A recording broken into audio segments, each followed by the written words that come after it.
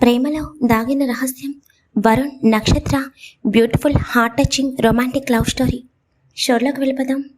నక్షత్ర గార్డెన్లో పడిపోయింది అని వరుణ్ చెప్తుంటే నక్షత్ర ఆశ్చర్యంగా వరుణ్ వైపు చూస్తుంది. రాక్షసుడు నిమిషంలో కథల్లేశాడు కదా అని నక్షత్ర నోట్లోనే చిన్నగా గొనుక్కుంటూ ఉంటుంది. ప్రియ నక్షత్ర వైపు తిరిగేసరికి నక్షత్ర నార్మల్గా ప్రియ వైపు చూస్తుంది.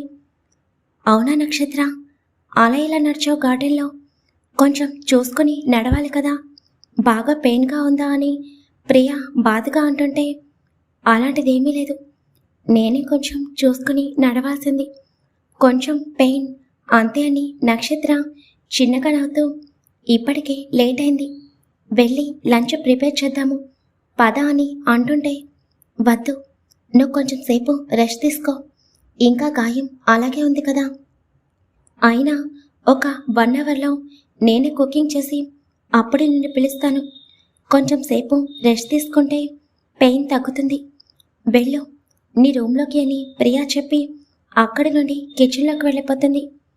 ప్రియా వెళ్ళిపోయిన తర్వాత వరుణ్ ల్యాప్టాప్లో వర్క్ చేస్తుంటే నక్షత్ర చాలా కోపంగా వరుణ్ వైపు చూస్తూ ఉంటుంది.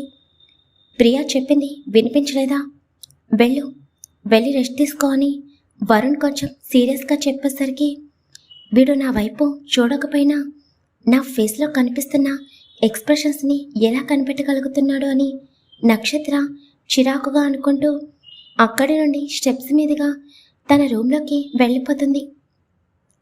వరుణ్ వర్క్లో బిజీ అయిపోతాడు. మరోపక్క ప్రియా కిచెన్లో కుకింగ్ చేస్తూ ఉంటుంది. నక్షత్ర తన రూమ్లోకి వెళ్ళిన తర్వాత బెడ్పై కూర్చుని వరుణ్ గురించి ఆలోచిస్తూ ఉంటుంది. ఒక పక్క వరుణ్కి ప్రియా అంటే ఇష్టం ఉన్నట్టు కనిపిస్తుంటే మరో పక్కన అసలు ప్రియా తన కళ్ళ ముందుకొచ్చినా కూడా తను కొంచెం కూడా తన వైపు చూడకపోవడం నక్షత్రకి ఏమీ అర్థం కావడం లేదు. ఇంతలో నక్షత్ర ఫోన్ కంటిన్యూగా రింగ్ అవుతుంటే నక్షత్ర తన ఫోన్ వైపు చూసేసరికి స్క్రీన్పై వస్తున్న నెంబర్ చూసి నక్షత్ర భయంగా బెడ్పై నుండి లేచి నుంచుంటుంది.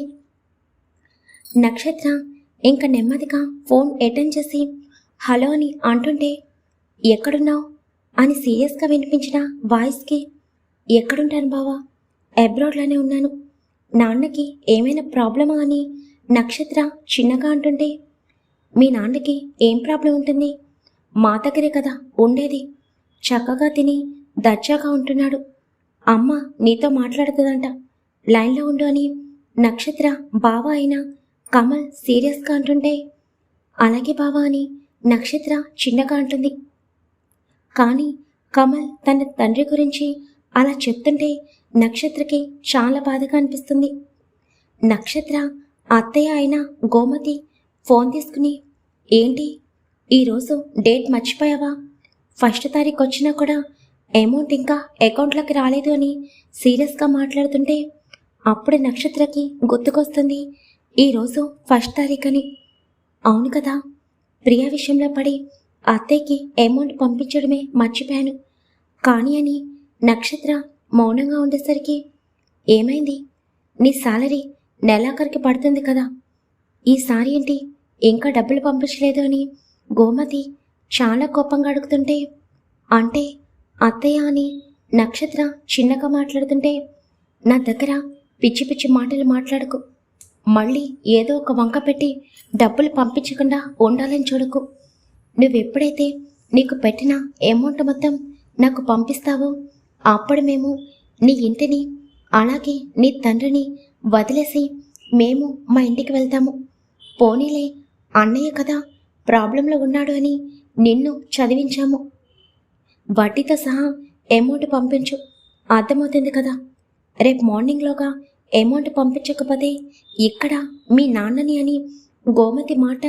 పూర్తి కాకముందే లేదత్తయ్య నేను అమౌంట్ పంపిస్తాను, చిన్న ఇష్యూ వల్ల ఈ మంత్ సాలరీ ఈరోజు ఈవినింగ్ పడుతుంది అని చెప్పారు, తప్పకుండా రేపు మార్నింగ్ పంపిస్తాను, నాన్నని ఏమీ అనకండి, ఇప్పటికే అమ్మని మర్చిపోలేక నాన్న చాలా బాధపడుతున్నారు, తనని ఏమీ అనకండి అని నక్షత్ర బాధగా అంటుంటే అర్థమైంది కదా, ఇంక ఫోన్ పెట్టు అని గోమతి కోపంగా ఫోన్ కట్ చేస్తుంది. నక్షత్ర అలాగే బెడ్పై కూర్చునిపోతుంది. నా అకౌంట్లో రూపాయి కూడా లేదు. ఇప్పుడు అత్తయ్యకి ఎలా అమౌంట్ పంపించాలి? ప్రియాకి సీరియస్గా ఉంది అని తెలియగానే అబ్రాడ్ నుండి ఇక్కడికి వచ్చాను. ట్రావెల్ ఖర్చు చాలా అయింది. ఇంకా ఇక్కడికి వచ్చిన తర్వాత ప్రియాకి ట్రీట్మెంట్ చేయించినందుకు అకౌంట్లో ఉన్న మిగతా మనీ కూడా అక్కడే కట్టేశాను. ఇప్పుడు ప్రియాకి నా జాబ్ పోయింది అని చెబితే నన్ను జాబ్లో నుండి ఎవరు తీసేస్తారు అని సీరియస్ అవుతుంది. నువ్వు ప్రేమించిన వాడే నన్ను జాబ్లో నుండి ఏమీ చేయకపోయినా తీసేశాడని చెప్తే ప్రియా అస్సలు భరించలేదు. కానీ నేను అత్తయ్యకి అమౌంట్ పంపించకపోతే అక్కడ నాన్నని ప్రశాంతంగా ఉండనివ్వరు. మా అమ్మ, మా నాన్న, నేను ముగ్గురం కలిసి ఉన్న ఆ ఇంటిని వదులుకోలేను. వీళ్ళ అప్పు తీర్చకపోతే ఆ ఇంటిని మాకు వదిలిపెట్టరు. కనీసం నాన్నకి సరిగ్గా ఫుడ్ కూడా పెట్టరు. కానీ ఆ కమల్ ఇష్టం వచ్చినట్టు మాట్లాడుతున్నాడు. నాకు కూడా ఏదో ఒక రోజు టైం వస్తుంది, అప్పుడు చెప్తాను వీళ్ళ పని. ఎప్పుడో జరిగేదాని గురించి ఆలోచించడం టైం వేస్ట్. ఇప్పుడు అమౌంట్ ఎలా పంపించాలి? పోనీ అనూషని అడుగుదామా అనుకుంటే తన వల్లే నా జాబ్ పోయింది అని చెప్తే తను ఇంకా బాధపడుతుంది. ఏం చేయాలో ఏమీ అర్థం కావడం లేదు అని నక్షత్ర మౌనంగా ఉండిపోతుంది. కొంత సమయం తర్వాత ప్రియా లంచ్ ప్రిపేర్ చేసి వరుణ్ దగ్గరికి వచ్చి, వరుణ్, లంచ్ ప్రిపేర్ చేశాను, నువ్వు వెళ్ళి ఫ్రెష్ అయ్యిరా అని చెప్పగానే 5 minutes అని అంటాడు వరుణ్. ఇంకా ప్రియా అక్కడి నుండి నక్షత్ర రూమ్లోకి వెళ్తుంది. అప్పటికే చిన్నప్పటి నుండి తను అనుభవించిన బాధని గుర్తు చేసుకుంటూ నక్షత్ర బాధగా బెడ్కి ఆనుకుని కళ్ళు మూసుకుని ఉంటుంది. తన కంట్ల నుండి కన్నీళ్ళొస్తుంటే వాటికి తనకి సంబంధం లేదు అన్నట్టు ఏదో ఆలోచిస్తూ ఉంటుంది. ఇంతలో డోర్ కొట్టిన సౌండ్కి నక్షత్ర కళ్ళు తెరిచి తన కన్నీళ్ళని తుడుచుకుని నెమ్మదిగా వెళ్ళి డోర్ ఓపెన్ చేస్తుంది. నక్షత్ర ఫుడ్ ప్రిపేర్ అయింది, లంచ్ చేయడానికి రా అని చెప్తుంటే నాకు ఆకలిగా లేదు ప్రియా, నేను తర్వాత తింటాను, నువ్వు వరుణ్ ఇద్దరు తినండి అని నక్షత్ర చిన్నగా అంటుంటే, నక్షత్ర ఏమైంది, పెయిన్ బాగా ఉందా, నీ ఫేస్ ఏంటి అలా ఉంది అని ప్రియా కంగారుగా అంటుంది. ఇప్పుడు నేను డల్గా ఉంటే అనవసరంగా ప్రియాకి డౌట్ వస్తుంది. ఇప్పటికే తన హెల్త్ కండిషన్ బాగోలేదు అని నక్షత్ర మనసులో అనుకుంటూ చిన్నగా నవ్వుతూ, నాకేమవుతుంది చెప్పు, ఏమీ లేదు, సరే వెళ్దాం పద అని ఇంకా ప్రియా వెనకాలే వెళ్తుంది నక్షత్ర. నక్షత్ర, ప్రియా ఇద్దరు కూడా డైనింగ్ టేబుల్ దగ్గర కూర్చునేసరికి వరుణ్ కూడా అక్కడికి వస్తాడు. తను నార్మల్గా వెళ్ళి చైర్లో కూర్చుంటాడు. నక్షత్ర మాత్రం అక్కడ ఏం జరుగుతున్నా కూడా తనకి సంబంధం లేదన్నట్టు తన ఆలోచనలో తను మునిగిపోతుంది. ప్రియా ముగ్గురికి కూడా ప్లేట్లో ఫుడ్ పెడుతుంది. వరుణ్ ప్రియాని, నక్షత్రాన్ని పట్టించుకోకుండా తన లంచ్ కంప్లీట్ చేస్తూ ఉంటాడు. ప్రియా ఒక క్షణం బాధగా వరుణ్ వైపు చూసి తన లంచ్ స్టార్ట్ చేస్తూ ఒకసారి నక్షత్ర వైపు చూస్తుంది. నక్షత్ర ప్లేట్లో తినకుండా ముగ్గు వేయడం చూసి, నక్షత్ర ఏమైంది, ఇందాక కూడా నీ ఫేసు డల్గా ఉంది అంటే ఏమీ లేదని చెప్పు, ఇప్పుడేంటి తినకుండా అలా ప్లేట్లో ముగ్గులు వేస్తున్నావని ప్రియా అనగానే అప్పుడు వరుణ్ నెమ్మదిగా పక్కకు చూసేసరికి నక్షత్ర ఏదో ఆలోచిస్తూ ఉంటుంది. ప్రియ మాట్లాడినా కూడా నక్షత్ర ఏమీ మాట్లాడకపోయేసరికి నక్షత్ర అని ప్రియా కొంచెం గట్టిగా పిలవగానే అప్పుడు నక్షత్ర ప్రియా పిలుపుకి తేరుకుని, ఏమైంది ప్రియా అని చిన్నగా అంటుంది. ఇందాకటి నుండి మాట్లాడుతున్నాను, ఏం జరిగింది, అసలు ఏమైంది నీకు, ఎందుకు డల్గా ఉన్నావు, హెడేక్ వస్తుందా, ఏదైనా ప్రాబ్లమా చెప్ప నక్షత్ర అని ప్రియా కంగారుగా అంటుంటే, ఇప్పుడు తన అమౌంట్ పంపించలేదు కాబట్టి అక్కడ ఈ రోజంతా తన తండ్రిని వాళ్ళ నరకం చూపిస్తారు అని నక్షత్ర మనసులో బాధగా అనుకుంటూ, అదేమీ లేదు, హెడేక్గా ఉంది, మీరు లంచ్ కంప్లీట్ చేయండి, నేను తర్వాత వస్తానని చెప్పి నక్షత్ర అక్కడ నుండి వెళ్ళిపోతుంటే నక్షత్ర ఏమైంది అని ప్రియా కంగారుగా అడుగుతుంది. ఏమీ లేదు, కొంచెం తలనొప్పిగా ఉంది, కొంచెం సేపు రెస్ట్ తీసుకుంటాను అని నక్షత్ర అక్కడి నుండి స్పీడ్గా తన రూమ్లోకి వెళ్ళిపోతుంది. వరుణ్ నక్షత్ర ఫేస్ ఎక్స్ప్రెషన్స్ని గమనిస్తూ ఉంటాడు. నిజంగానే తను డల్గా ఉంది. అందులోనూ తను ఏడ్చినట్టు వరుణ్కి క్లియర్గా అర్థమవుతుంది. ఒకవేళ మార్నింగ్ జరిగిన దాని గురించి, ప్రియా గురించి నక్షత్ర బాధపడుతుంది అని అనుకుంటే తప్పకుండా ప్రియా అడుగుతుంటే తన వైపు సీరియస్గా చూసేది. కానీ అసలు నక్షత్ర ఒక్కసారి కూడా తన వైపు చూడకపోవడం వరుణ్ ఆలోచనలో పడతాడు. ఇంకా నక్షత్ర అక్కడి నుండి వెళ్ళిపోయేసరికి ఏమైంది మీ ఫ్రెండ్కి, కొత్తగా బిహేవ్ చేస్తుంది అని వరుణ్ అడుగుతుంటే అదే అర్థం కావడం లేదు. నాకు తెలిసి ఈరోజు 1వ తారీఖు కదా, వాళ్ళ అత్తయ్య కాల్ చేసి ఉంటుంది. కానీ నక్షత్రకి శాలరీ పడే ఉంటుంది. తను వాళ్ళకి శాలరీ మొత్తం పంపించినా కూడా వాళ్ళ నక్షత్రాన్ని ఏదో ఒకటి అంటూ ఉంటారు. పాపం నక్షత్ర అని ప్రియాకి కూడా తినబుద్ధి కాక కొంచెం తిని ఇంక నేను రెస్ట్ తీసుకుంటాను వరుణ్. నక్షత్ర ఎందుకలా ఉందో ఈవినింగ్ కనుక్కుంటాను. తన బాధలో ఉంటే ఎవరితోటి మాట్లాడదు అని ప్రియ బాధగా అంటూ అక్కడి నుండి తన రూమ్లోకి వెళ్ళిపోతుంది. ప్రియ మాటలకి వరుణ్ ఆలోచన పడతాడు. తనకి శాలరీ పడే ఉంటుంది కదా, అయినా కూడా వాళ్ళ అత్తయ్య ఏదో ఒకటి అంటూ ఉంటుంది అని అనగానే వరుణ్కి అప్పుడు గుర్తుకొస్తుంది వరుణ్ అబ్రాడ్లో ఉన్నప్పుడు తన మేనేజర్కి చెప్పిన విషయం. ఆ అమ్మాయికి టెర్మినేషన్ లెటర్ పంపించండి, ఈ మంత్ ఆ అమ్మాయికి శాలరీ ఇవ్వాల్సిన అవసరం లేదు, అలాగే F&F కూడా క్లోజ్ చేయాల్సిన అవసరం లేదు, మన కంపెనీ నుండి ఆ అమ్మాయి అకౌంట్లో ₹1 కూడా పడకూడదు, హెచ్ఆర్తో మాట్లాడండి అని వరుణ్ చెప్పిన మాటలు గుర్తుకు రాగానే వరుణ్ ఆలోచనలో పడతాడు. ఇంకా వరుణ్ ఆలోచనలు పక్కన పెట్టి అక్కడే హాల్లో కూర్చుని తన బిజినెస్కి సంబంధించిన క్లయింట్స్తో మాట్లాడుతూ ఉంటాడు ల్యాప్టాప్లో. 4 అవుతుంది అనగా నక్షత్ర హాల్లోకి వచ్చి అక్కడ నుండి ఒక్కసారి కూడా వరుణ్ వైపు చూడకుండా అలాగే నడుచుకుంటూ గార్డెన్లోకి వెళ్ళిపోతుంది. నక్షత్ర స్టెప్స్ దిగి కిందికి రావడం, వరుణ్ ఫోన్లో మాట్లాడుతున్నా కూడా తన చూపు నక్షత్ర పైనే ఉంటుంది. ఇంకా వరుణ్ తన ల్యాప్టాప్ క్లోజ్ చేసి అక్కడి నుండి తన కారు దగ్గరికి వెళ్ళి డ్రైవర్ వైపు చూస్తూ కారు స్టార్ట్ చేయని అనగానే ఇంకా అతను ఓకే అని చెప్పి కారు స్టార్ట్ చేస్తాడు. వరుణ్ బ్యాక్ సీట్లో కూర్చుంటాడు. అలా వరుణ్ కారు ఫామ్ హౌస్ బయటికి వెళ్తున్నప్పుడు నక్షత్ర మౌనంగా గార్డెన్లో కూర్చుని ఏదో ఆలోచిస్తూ ఉండటం చూస్తాడు. ఇంకా వరుణ్ బయట తన వర్క్ కంప్లీట్ చేసుకుని 6లోగా ఇంటికి చేరుకుంటాడు. అలా వరుణ్ కారు ఫామ్ హౌస్లోకి అడుగు పెట్టగానే వరుణ్ ఒకసారి గార్డెన్లోకి చూసేసరికి తను వెళ్ళేటప్పుడు నక్షత్ర ఏ పొజిషన్లో ఉందో ఇప్పుడు కూడా అలాగే ఉండేసరికి వరుణ్ కొంచెం ఆలోచనలో పడతాడు. ఏమైంది ఈ అమ్మాయికి, ఆఫ్టర్నూన్ నుండి అబ్జర్వ్ చేస్తున్నాను, అయినా ఈ అమ్మాయి గురించి నాకెందుకు అని వరుణ్ కొంచెం కోపంగా అనుకుంటూ ఇంకక్కడి నుండి లోపలికి వెళ్ళిపోతుంటే వరుణ్ కాఫీ తీసుకురానా అని ప్రియ చిన్నగా నవ్వుతూ అడుగుతుంది.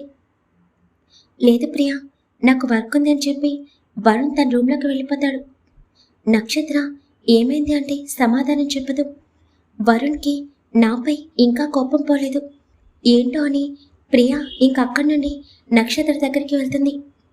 ప్రియని చూసి నక్షత్ర నార్మల్ అయ్యి తనతో కొంచెం సేపు మాట్లాడుతుంది. నైట్ అవుతుంది అనగా వరుణ్ డైనింగ్ టేబుల్ దగ్గరికి వచ్చేసరికి ప్రియ మాత్రమే కనిపిస్తుంది. తనకి నక్షత్ర కనిపించదు. ఏంటి మీ ఫ్రెండ్ ఇప్పుడు కూడా రాలేదు అని వరుణ్ నార్మల్గా అంటుంటే తనకి బాగా హెడేక్గా ఉందని చెప్పింది. ఏం జరిగిందో చెప్పడం లేదు. వాళ్ళ అత్తయ్య ఏదో అనే ఉంటుంది. చిన్నప్పటి నుండి నక్షత్ర చాలా ప్రాబ్లమ్స్ని ఫేస్ చేస్తూ వస్తుంది అని ప్రియా ఇంకా ఏదో చెప్పబోతుంటే జస్ట్ నేను తన డిన్నర్కి రాలేదు అని అడిగాను, అంతేకాని తన బయోడేటా చెప్పమని అడగలేదు అని వరుణ్ సీరియస్గా మాట్లాడేసరికి ఇంకా ప్రియా సైలెంట్ అయిపోతుంది. ఎందుకు వరుణ్కి ఇంకా నాపై కోపం పోవడం లేదు అని ప్రియా బాధగా అనుకుంటూ ఇంకా తన రూమ్లోకి వెళ్ళి టాబ్లెట్స్ వేసుకుని పడుకుంటుంది. నక్షత్ర తన రూమ్లోకి వెళ్ళి నిజంగానే హెడేక్ ఉండటంతో అలాగే పడుకుంటుంది. టైం 11 అవుతుంది అనగా నక్షత్ర ఒక్కసారిగా ఉలిక్కిపడి లేచి కూర్చుంటుంది. రేపు మార్నింగ్లోగా అత్తయ్యకి అమౌంట్ పంపించాలి కదా, ఏమీ అర్థం కావడం లేదు. ఏం చేయాలో తెలియడం లేదు. నిజంగా పిచ్చి పట్టినట్టు అనిపిస్తుంది అని తన రూమ్లో నుండి బయటకు వచ్చేసరికి తనకి ఎవరూ కనిపించరు. అయిన టైము 11 అవుతుంది. ప్రియ పడుకునుంటుంది. ఇంకా ఆ రాక్షసుడు కూడా పడుకుని ఉండుంటాడు. మనసంతా చాలా చిరాగ్గా ఉంది అని నక్షత్ర అనుకుంటూ ఇంకా స్టెప్స్ మీదుగా అక్కడి నుండి టెర్రస్ పైకి వెళ్తుంది. నక్షత్ర టెర్రస్ పైన నుంచుని హ్యాండ్స్ ఫోల్డ్ చేసుకుని ఆకాశంలోకి అలాగే చూస్తూ ఉంటుంది. అరగంట అవుతున్నా కూడా నక్షత్ర ఇంకా అలాగే ఆకాశంలోకి చూస్తుంటే తన కంట్లో కన్నీళ్ళు వస్తూ ఉంటాయి తప్ప తన కంటికి ఏమీ కనిపించదు. తన గతం తనని నీడలాగా వెంటాడుతుంటే తన మనసంతా చేదుగా మారిపోతుంది.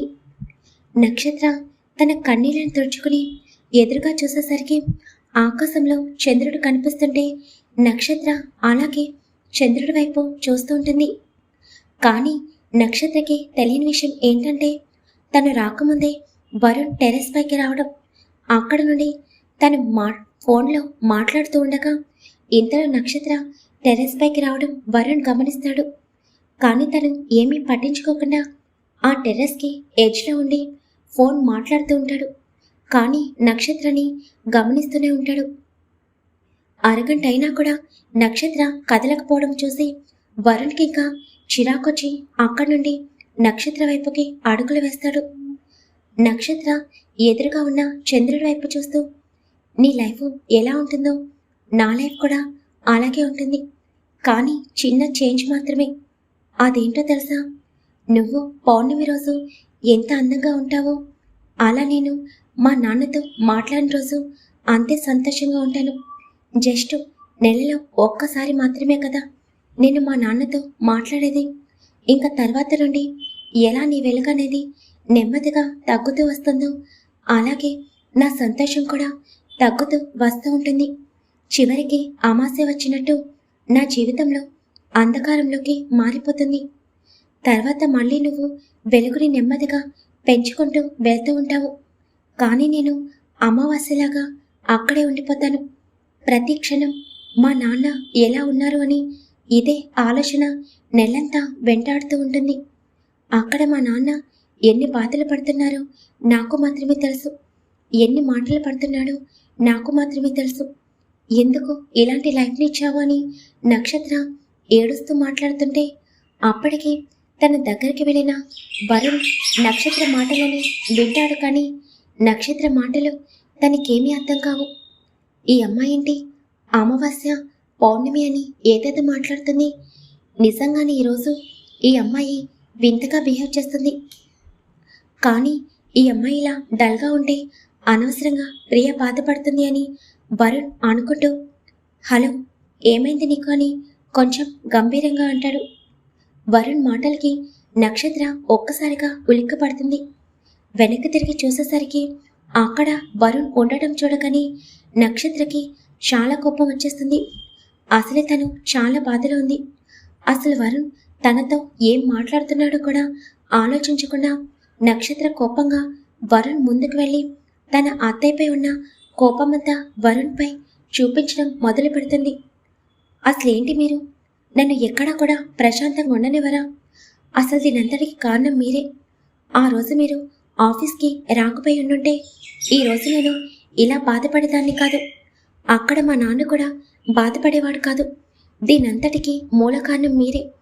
పోనీ నేను వేరే జాబ్ చూసుకుందామని అనుకునేలాగా మీరు ప్రియాతో కాంటాక్ట్లో లేకపోయేసరికి తను ఇలాంటి పిచ్చి పని చేసింది. తను సూసైడ్ చేసుకోవడానికి కారణం కూడా మీరే. తను నార్మల్గా ఉండుంటే ఈ పాటికి నేను ఏదో ఒక జాబ్ వెతుక్కునేదాన్ని.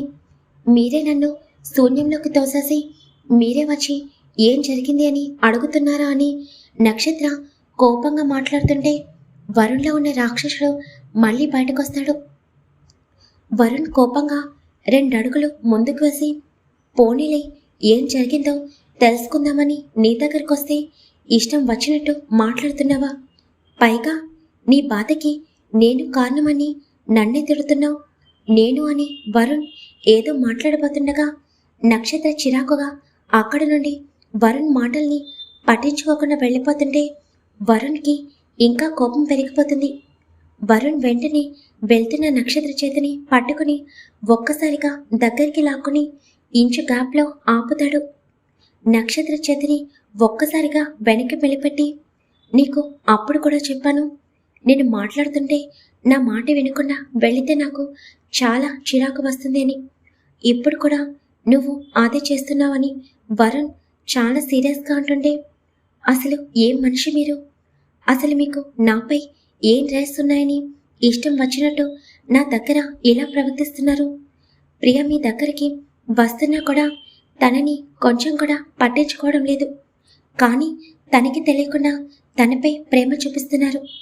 అసలు నేను మీ విషయంలో ఇన్వాల్వ్ అవ్వకపోయినా ఇష్టం వచ్చినట్టు నాతో బిహేవ్ చేస్తున్నారు. అసలు నన్ను టచ్ చేసే రైట్స్ మీకు ఎవరిచ్చారు అని నక్షత్ర చాలా కోపంగా వరుణ్ణి అడుగుతుంది. సరిపోయింది, వీళ్ళిద్దరూ ఇలాగే కొట్టుకుంటూ ఉంటారా అని డౌట్ రావచ్చు కదా. కంగారు పడకండి. ముందు ఇద్దరిలో ఎవరో ఒకరికి ప్రేమ పుడితేనే కదా మరొకరికి తెలియచేసేది. ముందుగా నక్షత్రకి వరుణ్పై లవ్ క్రియేట్ అవుతుందా, లేకపోతే వరుణ్కి నక్షత్రపై లవ్ క్రియేట్ అవుతుందా? గెస్ చేస్తే కామెంట్ చేయండి. అలాగే చిన్న రిక్వెస్ట్, స్టోరీ కనుక నచ్చితే తప్పకుండా లైక్ చేసి కామెంట్ చేయండి. అలాగే మీ ఫ్రెండ్స్కి షేర్ చేయండి. ఫేస్బుక్, ఇన్స్టాగ్రామ్ ఇలా ఎందులో అయినా షేర్ చేయవచ్చు. Thank you very much.